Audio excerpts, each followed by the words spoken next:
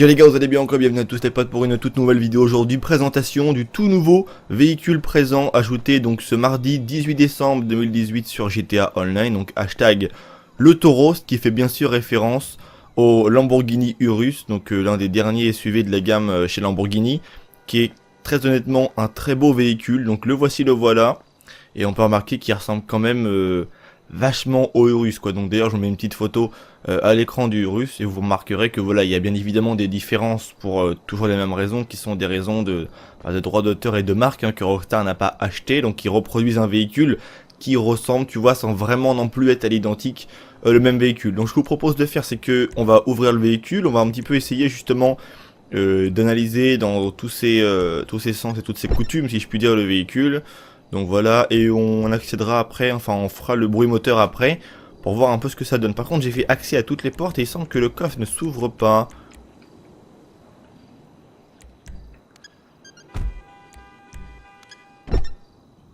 Et non, le coffre ne veut pas s'ouvrir. Donc je sais pas pourquoi, je sais pas ce qui est caché dans le coffre, peut-être un alien, que sais-je.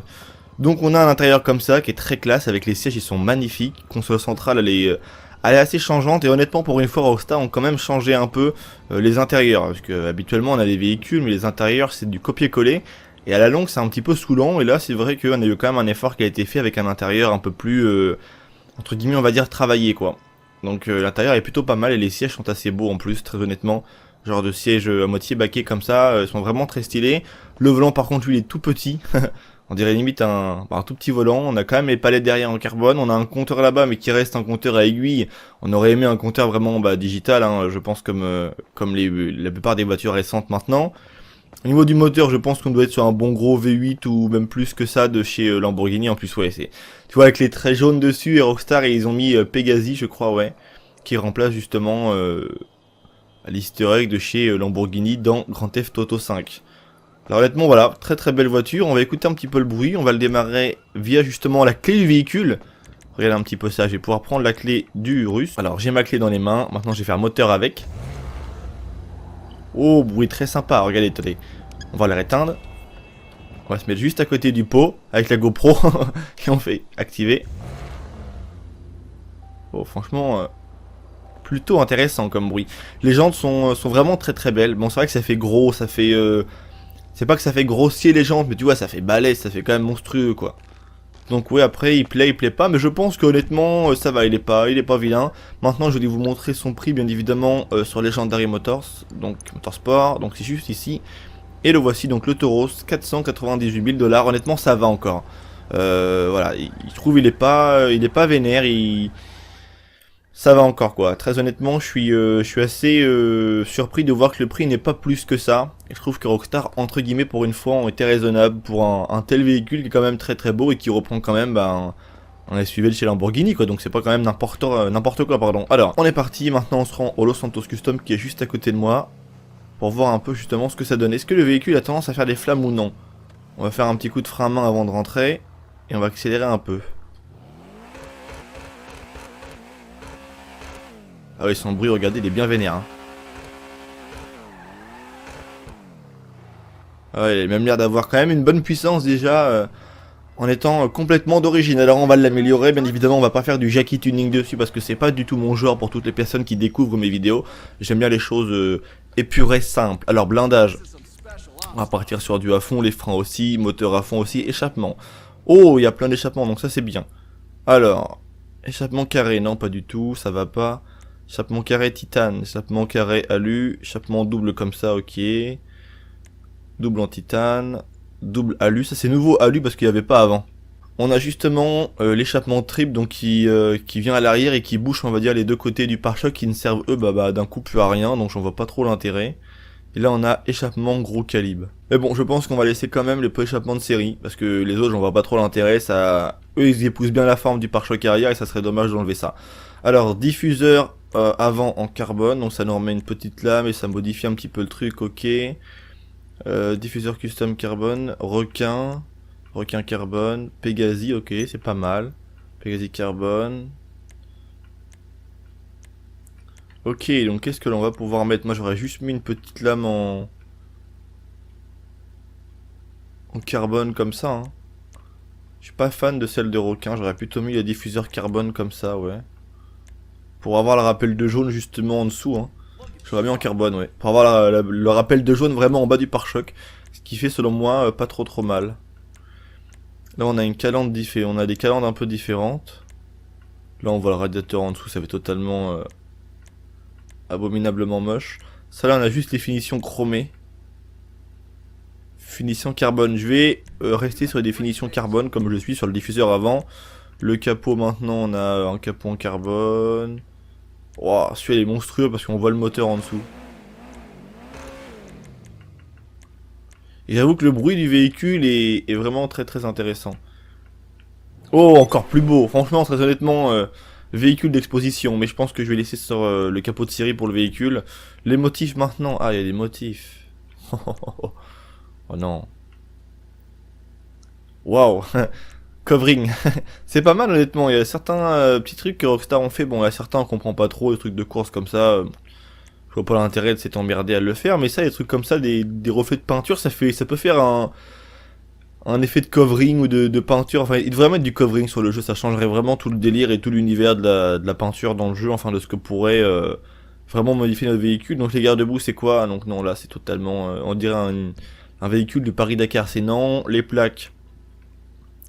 On a jaune et noir, ouais, donc on va faire comme ça va aller avec les rappels justement du... Alors maintenant moi ce que je veux comme peinture c'est toujours rester sur un jaune, mais j'aimerais vraiment partir sur un jaune très racing, tu vois. Vraiment un jaune Lamborghini. Parce que là on tirait un peu plus sur le rond je trouve qu'un jaune, voilà, moi je voudrais un jaune Lamborghini quoi. Comme ça, un jaune comme ça. On a le jaune un peu plus foncé comme ça. Celui-là est pas mal, le jaune tout court, bah comme mon véhicule était en fait. Hein. Au pire, on va pouvoir le retoucher avec des teintes un petit peu de nacre ou quoi que ce soit. Jaune racing, ça fait un peu trop jaune poussin. Et on va laisser du jaune normal, mais on va justement essayer de voir ce qu'on peut faire avec du nacré. Si on peut lui redonner un côté un peu plus sombre, au contraire plus éclatant par exemple avec du... Si on fait des reflets en blanc glacier, voilà, ça va faire un côté un peu plus... on le voit bien en plus je pense, des reflets un petit peu plus brillants. Ouais c'est pas mal, on va laisser comme ça, j'aime bien avec le nacré blanc glacier. Les couleurs secondaires c'est pour changer quoi? Les coques de rétro, ah d'accord, les rétros et tout ce qui va avec le genre de dessin sur le côté du véhicule. Donc ok, couleur définition, ah on peut choisir la couleur définition de la voiture. Bah moi je pense que je vais partir sur du jaune hein, pour être à fond dans le thème. Alors le toit. Ok, on peut y mettre un petit toit assez stylé.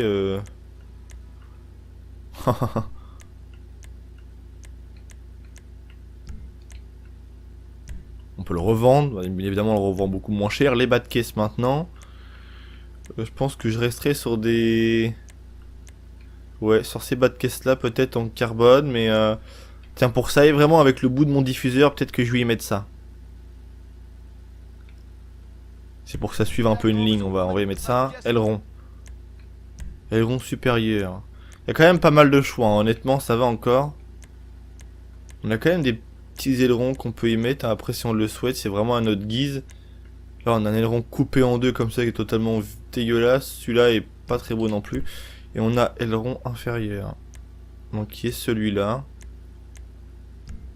Que je vais mettre peut-être le supérieur à la limite. Celui-là aurait peut-être pu passer, tu vois, la petite casquette en carbone comme ça, mais elle est jaune, on va la laisser jaune. Suspension, on peut le rabaisser. C'est vrai qu'il a un style quand il est rabaissé, mon dieu qu'il est monstrueux. Wow, je sais pas ce que je vais faire là, j'ai dit bon. C'est vrai que rabaisser un SUV c'est complètement inutile, mais il est vraiment... Il est très puissant quand il est comme ça. C'est quand on va le rabaisser, ouais. Je trouve qu'il a plus de gueule. Sans moi, c'est juste pour le délire. Hein. C'est pas. Sinon, c'est vrai que ça a pas trop de sens de rabaisser un tel véhicule.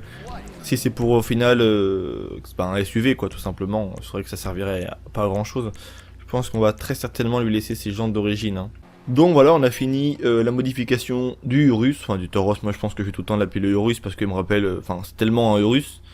Donc honnêtement. Plutôt un beau véhicule, là je l'ai rabaissé, il a vraiment encore une gueule bien plus agressive, il est assez vénère avec les grosses jantes comme ça.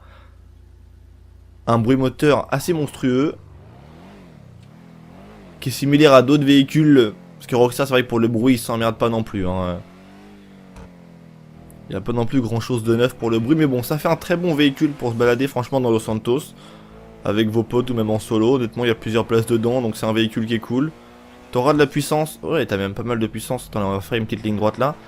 T'as l'air d'avoir de la puissance pour te barrer assez facilement. Ouais, honnêtement, il marche. Il bouge plutôt bien. Hein. Et il a pas trop le défaut des SUV assez un petit peu. C'est qu'il décroche assez rapidement. Attends, mais il marche vraiment une tonne.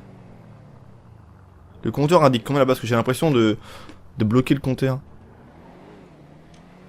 Regardez un peu le compteur, comment je vais le keblo. Enfin, je crois. Hein.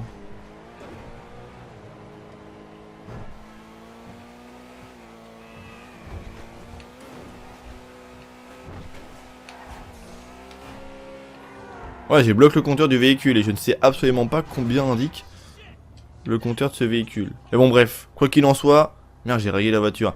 Très très belle voiture qui marche vraiment une tonne. Par contre, il y a un léger bug que je viens de remarquer à l'instant, c'est que si d'un coup on est à fond avec le véhicule. Ah, il y a un petit bug qui est présent.